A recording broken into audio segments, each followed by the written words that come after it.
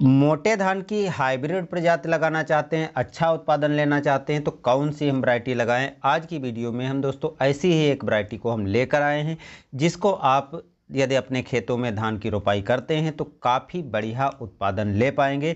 काफ़ी अच्छी प्रजाति है, इसलिए आप इसको लगा सकते हैं। बहुत सी किसान भाइयों की ये पसंद वैरायटी है, इसलिए किसान भाई इस के अतिरिक्त दूसरी फसल को, दूसरी वैरायटी को लगाना भी नहीं पसंद करते हैं। तो ये कौन सी वैरायटी है, क्या क्या अच्छाइयाँ हैं, क्या कमियां हैं, पूरी डिटेल से जो जानकारी दोस्तों आज की इसी वीडियो में मिलने वाली है। तो पूरा वीडियो देख लीजिएगा जिससे आपको एक अच्छी जानकारी मिल जाएगी।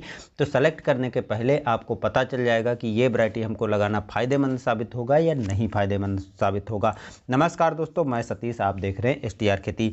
दोस्तों, किसी भी फसल को यदि हम धान की वैरायटी को चयन करते हैं तो नर्सरी सही समय पर हमको डालना जरूरी होता है। और 25 दिन की नर्सरी हो जाने पर यदि हम रोपाई करते हैं तो जो टाइम होता है धान की वैरायटी का, उसको आप टाइम से कटाई कर लेते हैं। लेकिन धान की नर्सरी डालने के बाद यदि आप जितनी लेट रोपाई करेंगे उतना ही देर में आपकी कटाई होगी।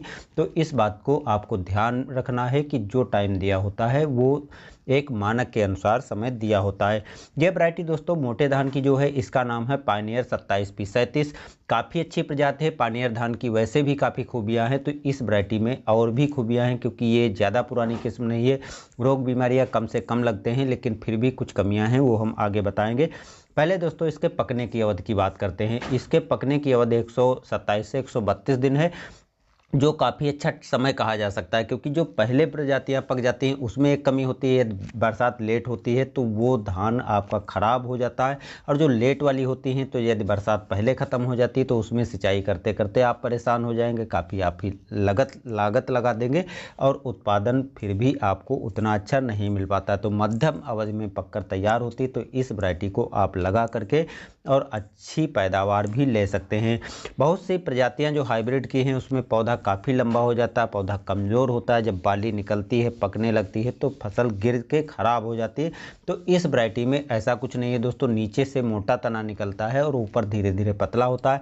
बाली काफ़ी अच्छी और गुच्छेदार होती है, मोटे दाने होते हैं। मोटे दाने और भरी हुई बाली के बावजूद ये फसल नहीं गिरती है, क्योंकि मध्यम अवधि का पौधा होने के साथ साथ जो है नीचे से तना मोटा होता है, जो मजबूती पौधे को प्रदान करता है, जिससे फसल गिरती नहीं है। यदि आधे फीट से 1 फीट तक आपके खेत में फसल में पानी भरा रहता है और पकने की अवधि में धीरे धीरे कम होता है, तब भी बहुत सी वैरायटियां हाइब्रिड की गिर जाती हैं, लेकिन फिर भी ये फसल खड़ी रहती है। तो यदि गिरने वाली समस्या है तो ऐसी कोई समस्या आपको इस वैरायटी में देखने को नहीं मिलती है। उत्पादन की बात करें तो इसका उत्पादन आपको काफ़ी अच्छा मिल जाता है, क्योंकि 1 एकड़ में 30 से 32 कुंतल तक आपको इस वैरायटी से उत्पादन मिल जाता है। जिसके पीछे कारण होता है क्योंकि इसमें जो कल्लों की संख्या है काफ़ी अच्छी निकलती है। बहुत सी हाइब्रिड प्रजातियों में कल्लों की संख्या 15 से 20 तक ही रह जाती है, लेकिन इस वैरायटी में जो है आपको 20 से 40 तक कल्ले देखने को मिलते हैं, यदि आपने उर्वरक और पोषक तत्वों की सही ढंग से पूर्ति की है और समय पर सभी चीज़ों का ध्यान रखा है। तो 40 तक भी कल्ले निकल जाते हैं, जो काफ़ी अच्छी बात कही जा सकती है, जो उत्पादन अच्छा मिलने का एक और बड़ा कारण बनता है। गुच्छेदार लंबी बालियां होने के साथ साथ बाली में खोखले दाने बहुत कम रहते हैं और इसके साथ साथ चमकदार दाने बनते हैं, जिससे जो है मार्केट में यदि आप बिक्री करते हैं तब भी आपको काफ़ी बढ़िया रेट इस वैरायटी का मिल जाता है। इसके अतिरिक्त यदि आप खाने के लिए लगाते हैं तब भी आप लगा सकते हैं। यदि आपको मोटा धान खाना पसंद है तो आप इस वैरायटी को लगा सकते हैं, क्योंकि इस वैरायटी में एक अच्छी बात ये भी है दोस्तों, जहाँ हाइब्रिड की बहुत सी ऐसी प्रजातियाँ हैं जिसमें चावल कुटाने के बाद बहुत टूट जाता है, जिससे रिकवरी शुद्ध क्वालिटी के चावल की कम मिलती है। लेकिन इसमें टूटने की समस्या बहुत कम होती है। वैसे देसी के मुकाबले हाइब्रिड प्रजातियां का चावल ज़्यादा टूटता है, लेकिन इसमें बहुत कम टूटता है, इसलिए रिकवरी ज़्यादा मिल जाती है। तो इस वैरायटी को आप इसलिए भी लगा सकते हैं। पकाने के बाद इसमें चिपचिपापन नहीं होता, जैसे देसी में चिपापन नहीं होता, उसी प्रकार इस हाइब्रिड प्रजाति में भी चिपचिपापन नहीं होता है, इसलिए खाने में भी अच्छी कही जा सकती है। लेकिन देसी के मुकाबले इसमें स्वाद हाइब्रिड में इतना अच्छा नहीं होता है। तो यदि हाइब्रिड प्रजाति को लगा करके आप खाने के लिए यूज करना चाहते हैं तब भी आप खाने के लिए इस वैरायटी को लगा सकते हैं। यदि आप इस वैरायटी को लगाते हैं तो आपको पता चल जाएगा कि दूसरी वैरायटी जो हाइब्रिड की हैं उससे कितना भिन्न है। लेकिन यदि आप पहले से लगा चुके हैं तो आप कमेंट में बता सकते हैं कि आपको इससे कितना उत्पादन मिला और कैसी आपके हिसाब से ये वैरायटी रहे, जिससे दूसरे किसानों को आपके कमेंट के माध्यम से भी काफ़ी हेल्प मिलेगी। बाकी आप भी कमेंट कीजिए कि आप कौन सी वैरायटी लगाते थे और इस बार कौन सी वैरायटी लगाना पसंद करेंगे।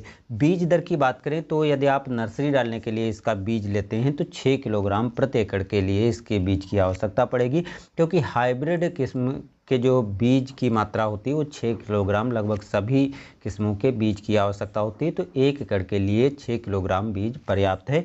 बाकी इस वर्ष हो सकता है बीज का थोड़ा प्राइस बढ़े, क्योंकि डीजल पेट्रोल के दाम बढ़ते हुए ध्यान में रखते हुए इस बार बीज का प्राइस बढ़ेगा। तो अभी मैं बीज का प्राइस प्रति किलो के हिसाब से नहीं बता रहा हूँ। जब भी रेट खुलकर आएगा मैं कमेंट डिस्क्रिप्शन में लिख दूंगा, तो आप वहाँ से देख सकते हैं कि इस वर्ष का इसका बीज का प्राइस क्या चल रहा है। अब दोस्तों लास्ट में थोड़ी चीज़ बता दें, जो इसमें कमियां हैं उसको आपको ध्यान रखना पड़ेगा। सभी हाइब्रिड प्रजातियों के हिसाब से इस वैरायटी में भी हल्दी रोग देखने को मिलता है, लेकिन यदि आप टाइम पर रोपाई कर देंगे तो हल्दी रोग कम लगेगा। जितना लेट जाएंगे उतना हल्दी रोग अधिक लगता है, जो हाइब्रिड किस्मों में एक कमी कही जा सकती है। और जब हल्दी रोग लग जाता है तो धान की गुणवत्ता खराब हो जाती है। तो इसलिए आपको फफूंद जनित बीमारियों से रोकथाम के लिए दवाओं का भी समय समय पर स्प्रे करते रहना है। इसके अतिरिक्त दोस्तों एक कमी और भी है, यदि इसकी बाली पूरी की पूरी पक जाती है तो पौधा जो है धीरे धीरे कमज़ोर हो जाता है और सूख जाता है, गिरने की समस्या होती है। तो 95% तक ये दाने पकते हैं, तभी आपको इसकी कटाई कर लेना है।